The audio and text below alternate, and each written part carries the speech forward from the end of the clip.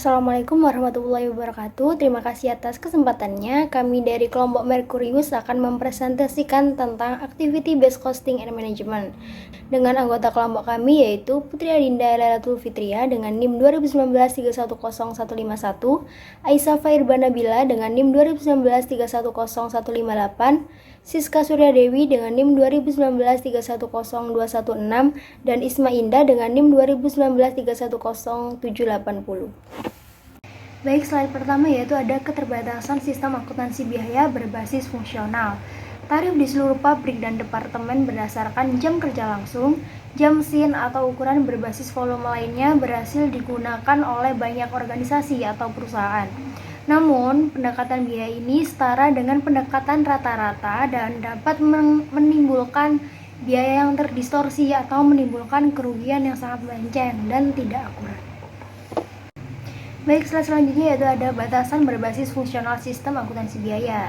Distorsi biaya produk dapat merusak, terutama bagi perusahaan yang lingkungan bisnisnya dicirikan oleh yang pertama ada continuous improvement atau perbaikan terus-menerus, small profit margin atau margin keuntungan yang kecil, increasing competitive pressures atau meningkatnya tekanan untuk bersaing, total quality management, total kualitas pengelolaan, total customer satisfaction, total kepuasan pelanggan, sophisticated technology atau teknologi yang canggih, intense worldwide competition atau persaingan dunia yang sangat ketat. Kebutuhan akan biaya produk yang lebih akurat telah memaksa banyak perusahaan atau organisasi untuk melihat prosedur penetapan biaya mereka. Ada dua faktor utama yang mengganggu kemampuan tarif di seluruh pabrik dan departemen berbasis unit untuk menetapkan biaya overhead secara akurat. Yang pertama, proporsi biaya overhead yang tidak terkait dengan unit terhadap total biaya overhead yang besar. Tingkat keragaman produk yang sangat bagus. Untuk selanjutnya akan dijelaskan oleh rekan saya. Terima kasih. Baik, sebelumnya terima kasih atas kesempatannya. Di sini saya akan melanjutkan presentasi yang sudah rekan saya presentasikan tadi, dan di sini saya akan menerangkan materi tentang product diversity atau keragaman produk, yang dimana adanya keragaman produk ini juga diperlukan akan terjadi distorsi biaya produk. Distorsi adalah pembebanan biaya yang terlalu tinggi atau terlalu rendah pada suatu objek biaya. Keragaman produk ini berarti bahwa produk mengkonsumsi aktivitas overhead dalam proporsi yang berbeda secara sistematis, yang dimana dapat terjadi karena beberapa alasan, termasuk perbedaan dalam ukuran produk, kompleksitas produk, setup time atau waktu penyetelan, dan ukuran batch.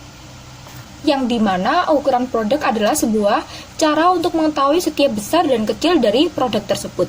Dan yang kedua adalah kompleksitas produk, yang merupakan fungsi dari material, desain, spesifikasi, dan komponen dari suatu produk.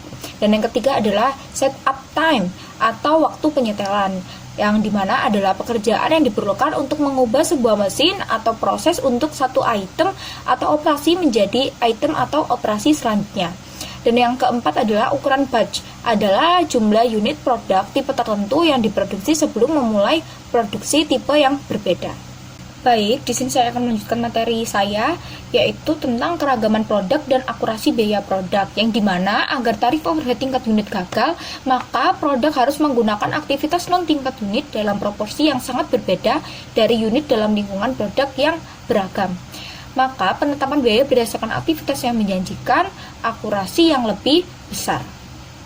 Baik, presentasi selanjutnya akan dilanjutkan oleh rekan saya. Terima kasih atas kesempatannya. Perkenalkan, nama saya Siska Surya Dewi dengan NIM 2019310216.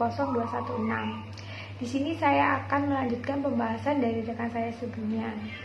Jadi, penetapan biaya produk berbasis aktivitas. Sebelumnya saya akan menjelaskan pengertiannya terlebih dahulu.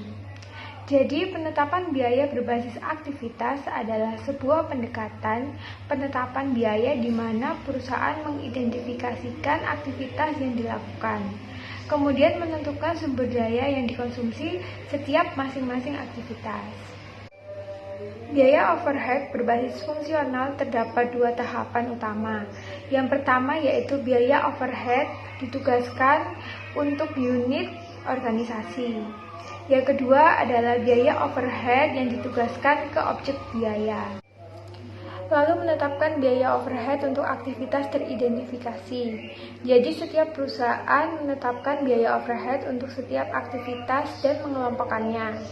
Misalnya, kelompok biaya untuk aktivitas pembelian bahan akan mencakup biaya seperti gaji personil pembelian, sewa untuk pembelian ruang kantor departemen, dan depresiasi pembelian peralatan kantor.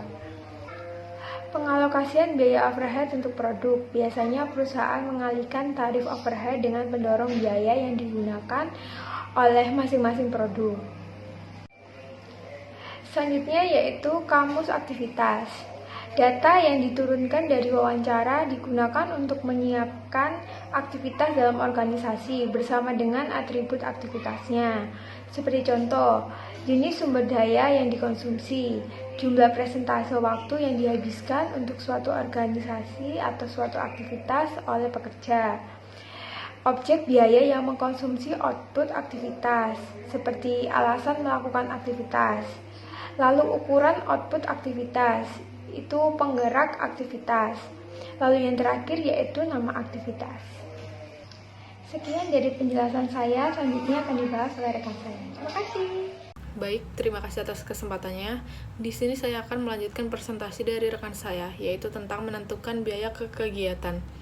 Nah, tugas selanjutnya adalah menentukan biaya untuk melakukan setiap kegiatan. Untuk melakukan setiap kegiatan, pasti memerlukan identifikasi sumber daya yang dikonsumsi oleh setiap aktivitas. Contohnya biaya tenaga kerja, energi, material, dan modal ditentukan dalam buku besar, tapi tidak dengan uang yang dihabiskan untuk setiap aktivitas. Baik, setelah menetapkan biaya ke kegiatan, selanjutnya adalah menetapkan biaya ke produk. Nah, biaya aktivitas yang ditetapkan ke produk dengan mengalihkan tingkat aktivitas yang telah ditentukan sebelumnya dengan menggunakan aktivitas yang diukur oleh pendorong aktivitas. Lalu, untuk menghitung laju aktivitas, kapasitas praktis setiap aktivitas harus ditentukan. Untuk menetapkan biaya, jumlah setiap aktivitas yang dikonsumsi oleh setiap produk juga harus diketahui.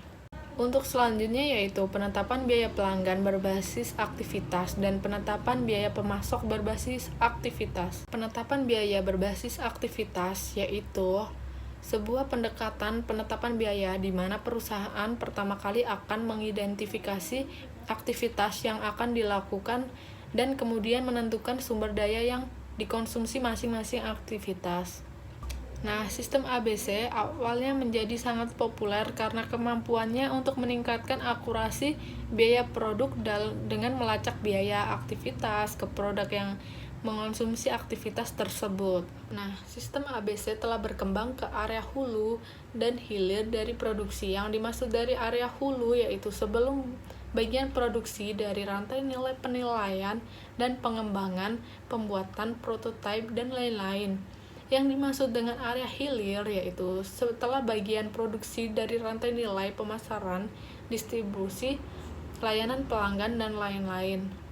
ABC juga sering digunakan untuk lebih akurat menentukan biaya hulu pemasok dan biaya hilir pelanggan.